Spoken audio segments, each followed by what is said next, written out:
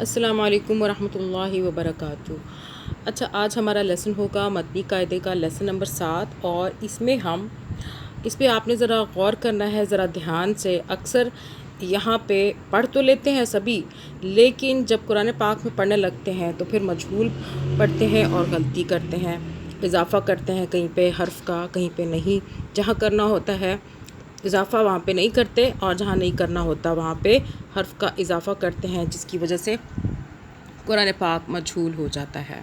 ذرا غور سے سننا ہے، غور سے دیکھنا ہے۔ یہ سیکوینس وائز مدنی قاعدے کے لیسنز اپلوڈ ہو رہے ہیں، آپ نے تسلسل کے ساتھ اسے غور سے سمجھ کے لیسنز کو پڑھ لینا، یاد کر لینا۔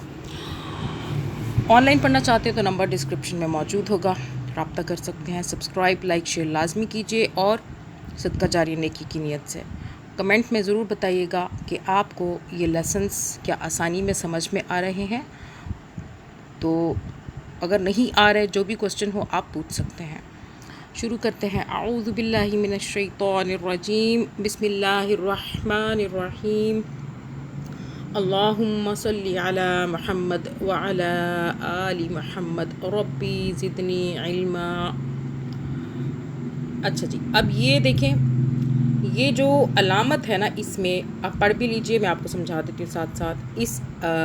اس علامت یعنی کہ یہ چھوٹی سی دال بنی ہوئی ہے، اس کو جو ہم نام دیتے ہیں، جزم کا نام دیتے ہیں۔ یہ یاد رکھنا ہے، اس حرف پر، جس حرف پر جزم ہو اسے ساکن کہتے ہیں۔ اب ساکن کا مطلب نوٹ کر لیں کہ کیا ہوتا ہے، یعنی کہ کسی بھی حرف پہ یہ چھوٹی سی دال یعنی کہ جزم ہو تو اس کو ساکن کا مطلب یہ ہے کہ رکی ہوئی آواز، سکون والی آواز یا رکی ہوئی آواز یا ساکن، جو بھی آپ چاہیں کہہ لیں، کیونکہ اس کی آواز بالکل رکی ہوئی ہوتی ہے۔ اس کی مثال آپ دیکھ لیں کس طرح، جیسا کہ یہ با ہے، ٹھیک ہے، ہم اس کو با بولتے ہیں نا، تو جب اوپر زبر، زیر اور پیش لگے گا تو پھر آپ کو پتہ ہے کہ با بی بو بن جاتا ہے۔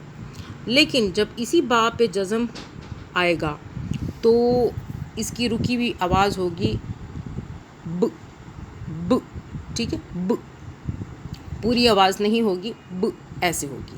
اس کے بعد باقی سارے اسی طرح، تا بھی اسی طرح، تا بھی، ف، جیم، ج، ح، ح، خ، خ، ایسے ہی آپ نے اس چیز کو یاد رکھنا ہے۔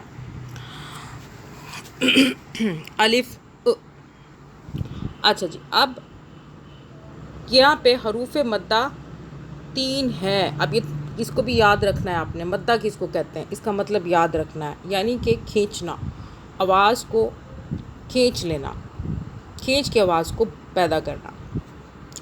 حروف مدہ 3 ہے، یاد رکھنا ہے۔ کون کون سے آپ کو میں بار بار بتاتی ہوں کہ الف، واو اور یا، یہ تینوں جزم والے حروف مدہ ہیں، یعنی کہ جب بھی کسی کے حرف کے بعد آئیں گے تو آپ نے کھینچ لینا۔ اب اس کے پیچھے با لگا دیں، الف سے پیچھے، تو کیسے پڑھیں گے؟ با، الف زبر با، کھینچ لیں گے نا۔ اب یہی الف نہ ہو، خالی با ہو اور اوپر زبر ہو، نوٹ کر لیں، تو ہم اس کو پڑھتے ہیں با زبر با، نہیں کھینچتے۔ واضح کھینچنا ہے جب آ جائے الف ساتھ میں، ٹھیک ہے۔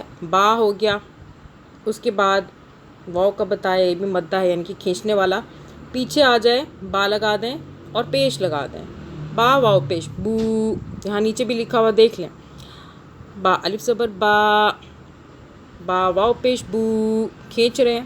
با یا زیر بی، تا الف زبر تا، تا واو پیش تو، تا یا زیر تی، ثا الف زبر ثا، ٹھیک ہے۔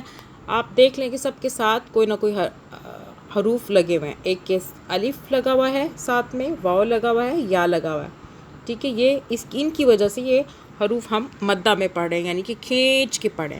یہ اگر نہ ہو تو مثال کے طور پر یہ ابھی ثا پڑھ رہے ہیں، سا ہوتا، اس کے ساتھ الف نہ ہوتا تو ہم پڑھتے ثا، کھینچے بغیر، تا زبر تا۔ اس کے بعد ثا کے اوپر خالی پیش ہوتا، واو نہ ہوتا، سا پیش سو، کھینچے بغیر، تو ایسے نہیں کرتے، ٹھیک ہے. اس کے بعد سا زیر کے ساتھ، سا زیر سی نہیں کھینچتے. تو آگے اگر یا لگا دیں تو سا یا زیر سی کھینچ لیں گے. آگے جیم الف زبر جا، جیم واو پیش جو، جیم یا زیر جی. ٹھیک ہے، یہ اس طریقے سے آپ نے اس کو پڑھنا ہے سارا.